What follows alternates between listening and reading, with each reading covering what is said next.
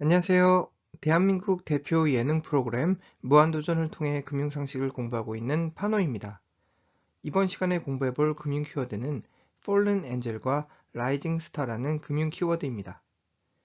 Fallen Angel과 Rising Star 기본 개념을 잘 설명해줄 무한도전 에피소드는 지난 2012년 방송된 모친소 페스티벌 특집편과 지난 2015년 방송된 바보 전쟁, 순수의 시대입니다. 참고로 이번 시간에 공부해볼 Fallen Angel과 Rising Star에 대한 보다 효율적 이해를 위해서는 지난 시간 살펴봤던 신용등급 평가기관과 기업 신용등급 상승 또는 하락에 대한 이해가 도움이 되실 수 있겠으니 관련 유튜브 영상도 함께 확인하시기 바랍니다. 먼저 이번 시간에 공부해볼 금융 키워드죠. 추락하는 천사를 의미하는 Fallen Angel과 떠오르는 샛별을 의미하는 Rising Star의 핵심을 잘 함축한 무한도전 에피소드 장면부터 시청해 보겠습니다.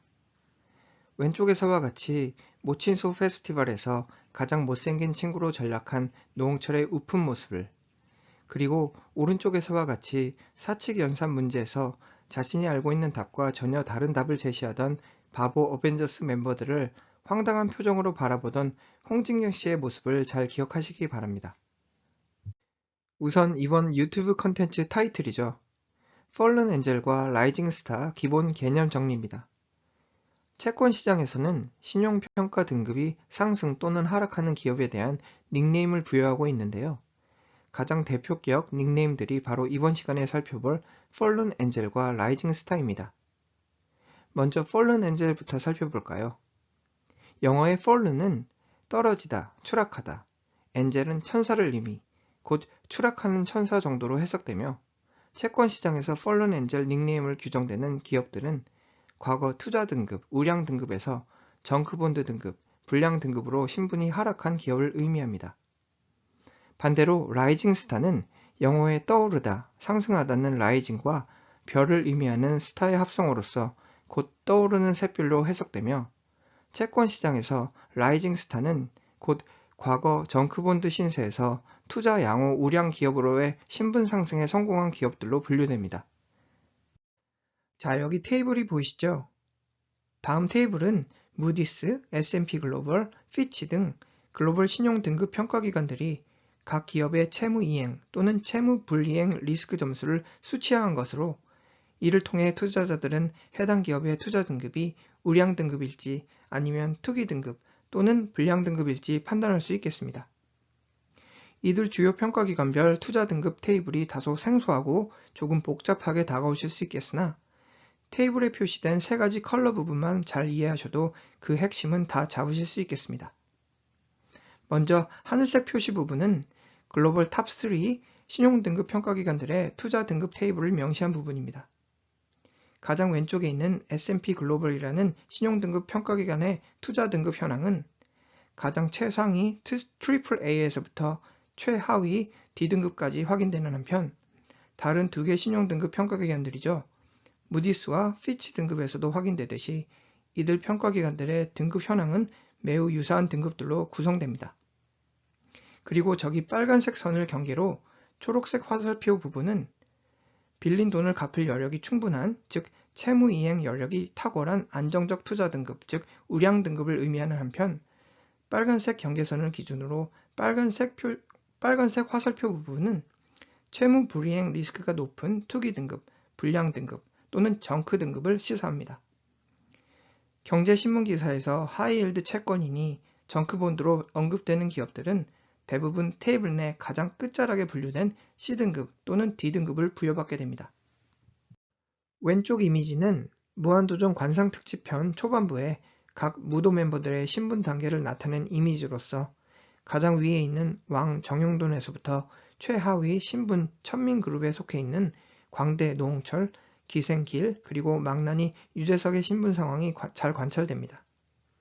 그리고 오른쪽 이미지는 무디스, S&P 글로벌, 피치 등 글로벌 신용등급 평가기관 3사들의 기업 평가 등급 현황을 요약 정리한 테이블로서 빨간색 선을 기점으로 위쪽 초록색 화살표 부분은 기업 안전성 지표가 양호한 우량 등급 기업들을, 그리고 아래쪽 빨간색 화살표는 채무 불이행 리스크가 매우 높은 신용 불량 등급 기업들에 대한 평가 지표를 확인할 수 있겠습니다. 채권 투자자의 입장에서는 자신이 빌려준 원금과 이자금을 약속한 제때 지불할 수 있는지 여부에 대한 분석에 투자 초점을 맞추기 마련이며, 이러한 채권 투자자들이 크게 의존하는 기업 평가 지표들 중 하나가 바로 글로벌 신용 등급 평가들이 정기적으로 발행하는 바로 이 기업 평가 등급 테이블입니다. 무도 멤버들 중 천민 신분을 가진 노홍철, 길, 유재석이 바로 정크본드 그룹에 속하게 된다는 의미겠죠. 마치 무한도전 관상특집에서 무한도전 멤버들이 신분 상승을 위해 치열한 추격전을 펼친 상황과 마찬가지로, 실제 비즈니스 세계에서도 정크본드 등급을 부여받은 기업들은 투자 양호 등급 또는 우량 등급 기업으로의 신분 상승을 위해 열심히 기업 살림을 일궈나가기 마련입니다. 과연 왜일까요? 정크본드 등급에서 우량 투자 등급으로의 신분 상승은 곧 기업 차원에서는 상대적으로 낮은 이자금 지불 부담을 의미하기 때문입니다. 부연 설명드리면, 해당 기업의 현금 흐름 창출력이 향상될수록 기업 살림 여건도 이전보다 안정될 것이며, 안정되면 안정될수록 채권 투자자들로부터 빌렸던 원금과 이자금에 대한 채무 불이행 가능성이 낮아지겠습니다. 그리고 이는 곧 은행 등 채권 투자자들의 입장에서는 상대적으로 낮은 투자 리스크로 확인, 이는 곧 낮은 이자율 적용에 청신호를 부여하기 때문에 결과적으로 기업 입장에서는 같은 돈을 빌려도 이전 정크본드 신분 시절보다 상대적으로 낮은 이자금 지불 부담을 의미하겠습니다. 예를 들어서 같은 1억을 빌리더라도 정크본드 신분 시절에 감수해야 했던 연이자 10에서 15% 수준에서 투자 등급 우량 기업으로의 신분 상승은 곧 연이자율 2에서 3%의 낮은 이자금 특혜를 의미하겠죠. 자, 그렇다면 무한도전 관상 특집 편을 통해 무도 멤버들 중 누가 폴른 엔젤 또는 라이징 스타로 분류될까요? 먼저 왕과 양반 신분 단계를 투자 등급, 그리고 상인과 천민 신분 단계를 투기 등급으로 규정해 보겠습니다. 왼쪽 이미지에서와 같이 관상 특집 초반 왕 신분이었던 정영도는 막판에 결국 오른쪽 이미지에서 관철되듯이 노비 신세로 전락, 이는 곧 채권 시장 내 전형적 폴른 엔젤 기업 면모를 보여줍니다. 반면에 관상 특집 초반부 천민 출신의 노홍철이 양반 신분으로 상승, 이는 곧 전형적 라이징 스타 기업 면모를 찾아볼 수 있겠는데요. 한 가지 흥미로운 점은 정준하에게서 관철되겠으니, 관상 특집 초반부 양반 출신의 정준하가 막판에 왕으로 등극하는 상황에서 흡사 라이징 스타 기업 면모를 찾아볼 수 있을까 생각하겠으나, 투자 등급에서 투자 등급으로, 즉 양반 신분에서 왕 신분으로의 상승했다는 점에서 라이징 스타의 대표 특징에 속하는 투기 등급에서 투자 등급으로의 신분 상승 요건에는 부합되지 않는다는 점에서 2% 부족하겠습니다. 물론 노홍철의 경우에는 투기 등급이었던 천민 신분에서 투자 등급에 해당하는 양반 신분으로의 상승했다는 점에서 라이징 스타 특징을 완벽히 구비했다고 할 수 있겠죠.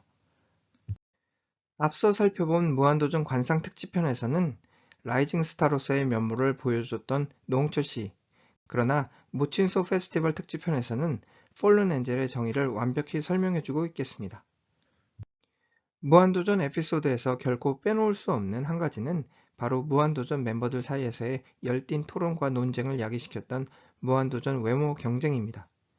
지난 2012년 방송된 모친소 페스티벌 특집편에서도 이러한 외모 순위 경쟁이 진행되었는데요.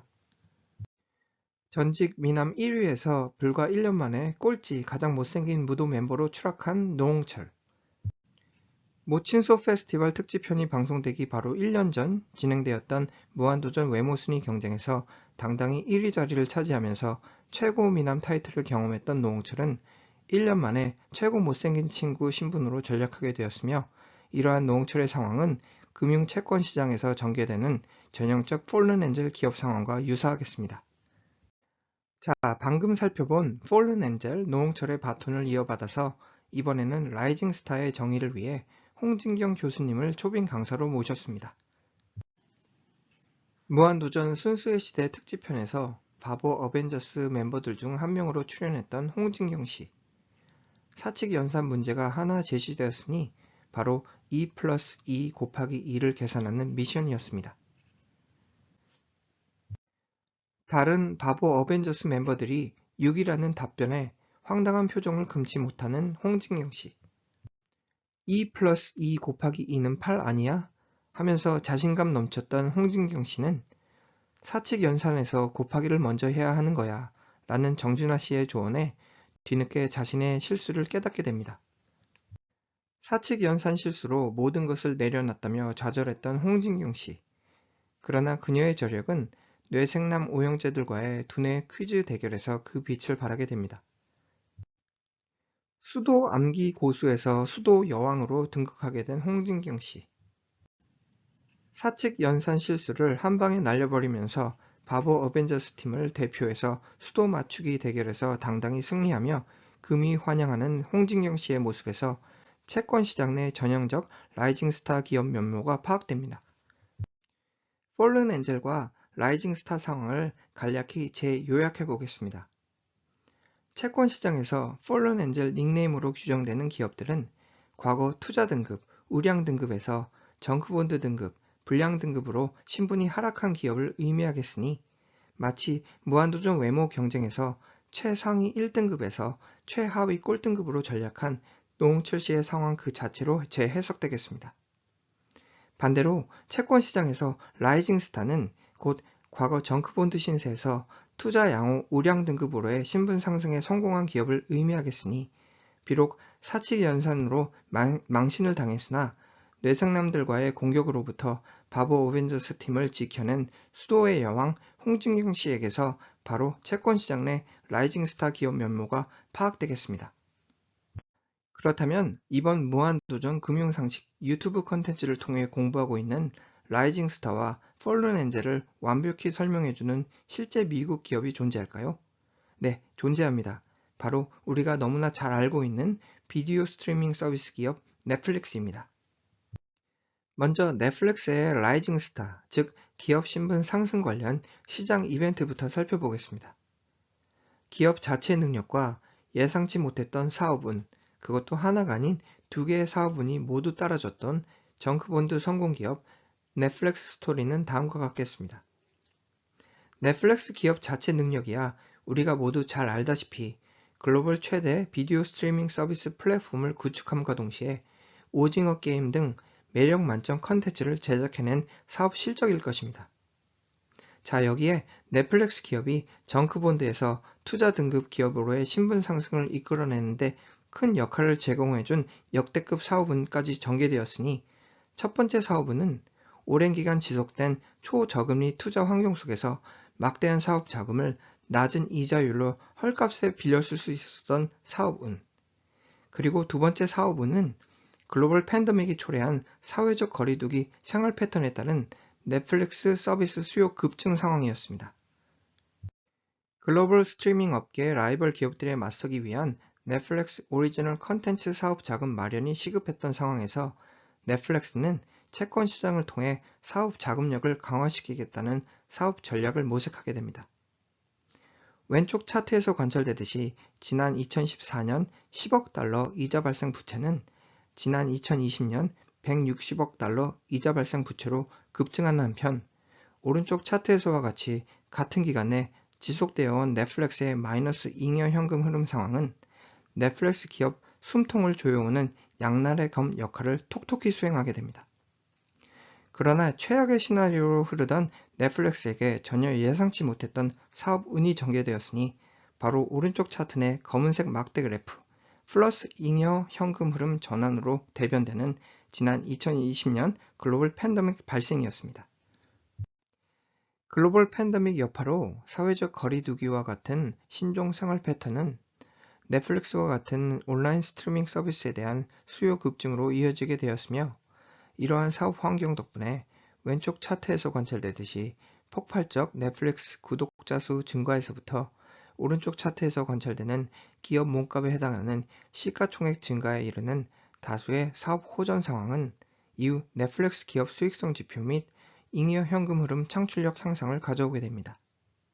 당연히 기업 펀더멘털 지표 향상이라는 팬데믹발 사업 수혜를 톡톡히 누리게 된 넷플릭스는 이후 글로벌 투자자들의 환호와 투자 로브콜을 집중받게 되었으며 슬라이드 하단부 기사 제목에서 관찰되듯이 글로벌 신용등급 평가기관들 중 하나에 속하는 스탠다드 앤 푸어스는 지난 2021년 넷플릭스 기업 채권을 우량 투자 등급 수준으로 상향 조정 결정하게 됩니다.